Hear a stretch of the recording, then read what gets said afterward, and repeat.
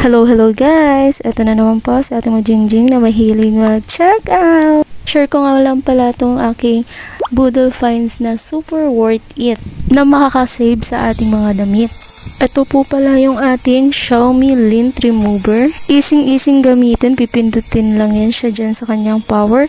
Tapos papadaanan lang, ayan, biola, tanggal na agad ang mga himol-mol. Perfect nga itong mga sa mga clothes business, ayan.